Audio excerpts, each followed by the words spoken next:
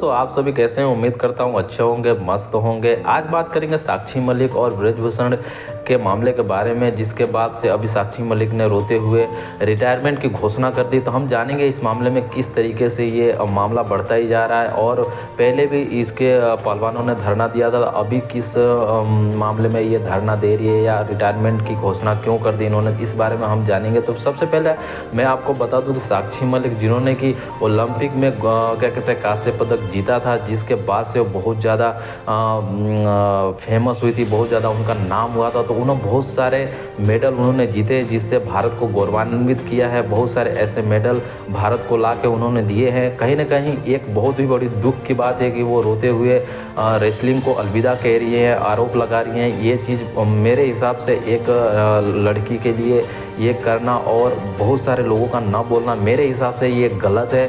लेकिन इसके और भी तय तक जाएंगे कि ये कितना सही है, कितना गलत है, किस वजह से ये सब चीज़ें हो रही है। अभी क्योंकि WFI का इलेक्शन हुआ था, जिसमें संजय सिंह जीते हैं, जिसकी वजह से ये मामला वापस से तूल पकड़ा। क्योंकि पहले ये मामला तूल पकड़ा था तो वो कहीं ना कहीं सुलझ गया था, क्योंकि पहलवानों का कहना है कि हमने एक महिला अध्यक्ष की मांग की थी, लेकिन इसके बाद महिला अध्यक्ष को नहीं अभी चुना गया। क्योंकि अभी अनीता चारण करके चुनाव में खड़ी हुई थी, लेकिन वो हार गई। उन्हें सिर्फ 7 वोट मिले, जबकि ब्रजभूषण गुट को कम से कम 40 वोट मिले, मतलब कि 40 वोट क्लीन बोल्ड कर दिया उनको। और अपने सहयोगी को उन्होंने, ब्रजभूषण सिंह ने, इस चुनाव में जिता दिया है। तो कहीं ना कहीं ये आरोप साक्षी मलिक और बजरंग पुनिया और विनेश फोगाट ने प्रेस कॉन्फ्रेंस में ये आरोप लगाया कि उनकी लॉबी जीत गई। और सबसे ज़्यादा विवाद और इनके अखरने का कारण ये है कि ब्रजभूषण सिंह, क्योंकि उनका दिल्ली में आवास है, वहाँ पर उन्होंने लिखाया कि दम है, दम रहेगा, ऐसा कुछ उन्होंने वहाँ पे दिखाया, लिखवाया, जिसकी वजह से ये मामला और तूल पकड़ा। जिसकी वजह से बजरंग पुनिया ने प्रधानमंत्री निवास के सामने, जब उनका मेडल नहीं लिया, पद्मश्री से उनको नवाजित किया गया था, वो मेडल उन्होंने रोड पे जाके रख दिया। लेकिन प्रशासन के समझाने के बाद वो मेडल वापस उन्होंने ले लिया, क्योंकि उनको पता था, उन्होंने बताया कि ऐसे किसी से प्रधानमंत्री मोदी जी नहीं मिलते हैं, क्योंकि उनको समय निकालना पड़ता है, आप ऐसे किसी से मिल नहीं सकते हैं। तो हम समझते हैं कि ये विवाद किस तरीके का। देखिए, अगर मैं कहूँ तो देखिए, जो पहलवान ने जो देश के लिए किया, उनकी सराहना हमारे को करनी चाहिए, क्योंकि ये बहुत ही मुश्किल काम, ऐसा नहीं है कि आसानी से ये सब चीज़ें मिलती है। बहुत मेहनत के बाद इतने मेडल लिया, इतना इंटरनेशनल लेवल से मेडल लाना बहुत ही बड़ी बात होती है। लेकिन कहीं ना कहीं पहलवानों की कहीं ना कहीं गलती,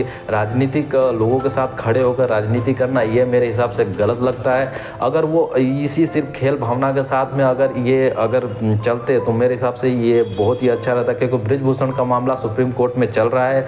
उसके पहले से ऐसा किसी से उम्मीद करना, या केंद्र सरकार से या राज्य सरकार से ये उम्मीद करना कि उनको उठा कर जेल में डाल दिया जाए, तो ऐसा नहीं होता है। किसी की भी सरकार हो, कोई भी जेल में नहीं किसी को डाल सकता है। एक कानूनी प्रक्रिया, उसके तहत ही ये कानून किया, मतलब कानून प्रक्रिया के तहत ही किसी को सजा दी जाती है। तो इनको वेट करना चाहिए था कि कानूनी प्रक्रिया में क्या होता है। या ऐसा कोई आरोप भी खुल के सामने नहीं आया, जिसमें कि असोल्ट की ऐसी घटना हुई है, कोई खुल के सामने नहीं आया। अगर ऐसी हुई है आपके साथ हुई, तो आपको पहले भी इस घटना के खिलाफ बोलना चाहिए था, आपको इसके खिलाफ आना चाहिए था।